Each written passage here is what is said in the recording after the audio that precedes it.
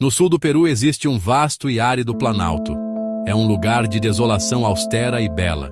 O deserto de Nazca estende-se por quilômetros. Uma tela de terra castanho-avermelhada, cozida por um sol implacável. Aqui, a chuva é uma memória esquecida, por vezes não caindo durante anos a fio. Este ambiente excepcionalmente seco, um dos mais áridos do nosso planeta, preservou um segredo notável. É um segredo gravado na própria superfície da Terra, uma mensagem de um passado distante.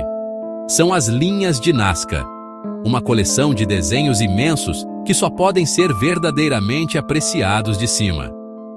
São um testemunho silencioso de um mundo que ainda estamos a tentar compreender. Estes não são desenhos pequenos e simples. São geóglifos de uma escala colossal. Algumas linhas correm perfeitamente retas por quilômetros, desafiando as ondulações naturais do terreno. Uma aranha, um macaco, um condor a voar. A escala é tão imensa que, durante séculos, as pessoas caminharam por estas linhas, vivendo entre elas, sem nunca compreenderem a imagem completa. Não teríamos ideia de que estávamos a pisar a asa de um beija-flor com mais de 100 metros de comprimento. O número e a variedade dos desenhos são impressionantes. Existem mais de 800 linhas retas, algumas estendendo-se por quase 50 quilômetros através da pampa. Ao lado destas, existem mais de 300 figuras geométricas, como triângulos, trapézios, espirais. E depois, há os 70 biomorfos, as famosas representações de criaturas vivas. Esta vasta galeria ao ar livre cobre uma área de quase 500 quilômetros quadrados. É um feito artístico e de engenharia numa escala difícil de compreender, uma mensagem silenciosa e extensa deixada por um povo que desapareceu no tempo, deixando-nos a admirar a sua grandiosa e enigmática obra. Durante séculos, os segredos da planície de Nazca permaneceram escondidos à vista de todos. As pessoas locais conheciam as estranhas linhas e frequentemente as incorporavam no folclore como caminhos sagrados. Mas a sua verdadeira forma e escala eram desconhecidas. A revolução na nossa compreensão não veio da escavação, mas do voo. Nas décadas de 1920 e 1930, pilotos comerciais começaram a sobrevoar a região, e pilotos militares também. Dos seus cockpits, eles olhavam para baixo e viam algo extraordinário. Sulcos aleatórios transformavam-se em imagens gigantescas. Estes pilotos trouxeram os primeiros relatos surpreendentes ao mundo. Falavam de imensos desenhos de animais e de formas abstratas, gravados no chão do deserto, impossíveis de reconhecer do nível do solo. A descoberta despertou a curiosidade dos acadêmicos e atraiu aventureiros também. Toribio Mejia Gespe foi um dos primeiros a estudá-las sistematicamente. Ele explorou as linhas a pé em 1926. Chamou-lhes Grandes Trilhos Cerimoniais e apresentou-as numa conferência científica. Ainda assim, foi a vista aérea que tornou Nazca um enigma global. A figura mais associada às linhas é Maria Reich. Chegando ao Peru na década de 1940, ela dedicou a sua vida a Nazca. Durante 5 décadas, ela foi a guardiã e investigadora das linhas. Caminhou pelas linhas, limpou-as com uma vassoura simples, mapeou-as e mediu-as com estacas e cordas. Ela vivia numa pequena cabana no deserto, suportando os elementos e o ceticismo para proteger os geóglifos. Reich propôs que as linhas tinham um propósito astronômico e calendárico, uma teoria ainda hoje influente. O seu trabalho chamou a atenção global e ajudou a garantir a sua preservação. Ela varreu poeira e pedras das gravuras, afugentou veículos e impediu pessoas de danificar as linhas. Contratou guardas com o seu próprio dinheiro e pressionou o governo peruano para a proteção. Maria Reich tornou-se conhecida como a Senhora das Linhas, uma guardiã moderna para uma maravilha antiga. Os seus esforços significaram que a descoberta do céu foi apenas o começo de uma longa jornada no passado do povo Nazca. Para entender as linhas, devemos primeiro tentar entender os seus criadores. A cultura Nazca floresceu nesta árida região costeira do Peru, aproximadamente de 100 a.C. a 800 d.C. Eles não eram um vasto império com cidades de pedra extensas como os incas que viriam depois. Em vez disso, eram uma sociedade de agricultores e artesãos que viviam em pequenas aldeias e centros cerimoniais, principalmente nos vales dos rios que cortavam o deserto. O seu mundo era definido pela escassez de água, um desafio constante que moldou as suas crenças, a sua sociedade e, muito possivelmente, a sua notável arte gravada no chão do deserto. O povo Nazca era mestre na sobrevivência num ambiente hostil. Desenvolveram sistemas de irrigação sofisticados, incluindo aquedutos subterrâneos conhecidos como púquios, para canalizar água de fontes subterrâneas para suas plantações. Esta proeza de engenharia permitiu-lhes cultivar milho, feijão, abóbora, algodão, sustentando uma sociedade vibrante e complexa.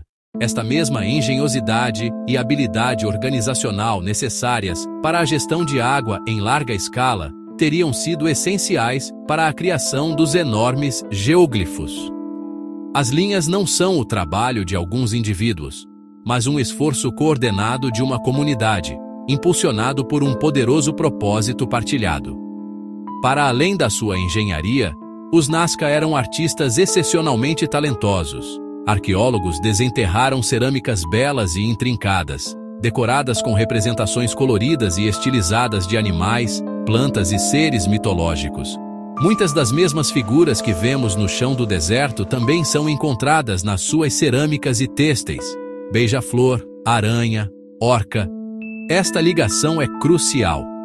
Mostra que o beija-flor, a aranha e a orca não eram rabiscos aleatórios, mas figuras centrais na sua cosmologia e visão do mundo.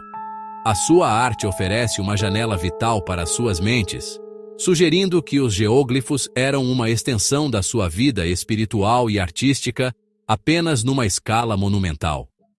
No entanto, apesar destas pistas, muito sobre o povo Nazca permanece envolto em mistério. Por volta de 800 d.C., a sua cultura declinou e acabou por desaparecer, muito antes da chegada dos Incas.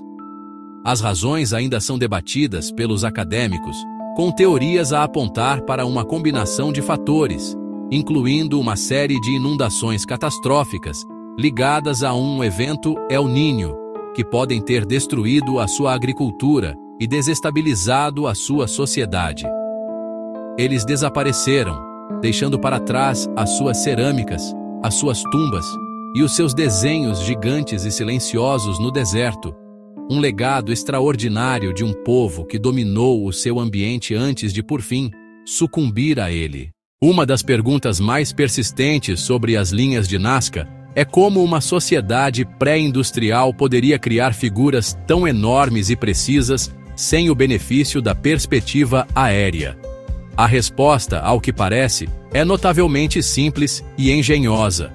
Um testemunho do seu uso inteligente de princípios básicos.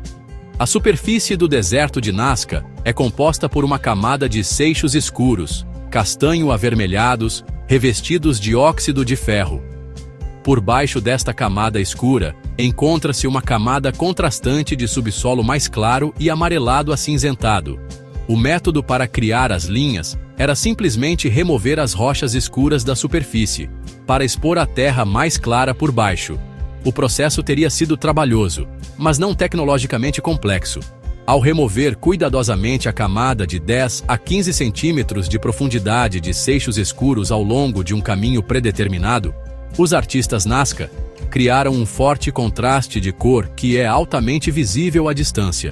As pedras removidas eram frequentemente empilhadas ordenadamente ao longo das bordas da linha, definindo ainda mais o seu contorno.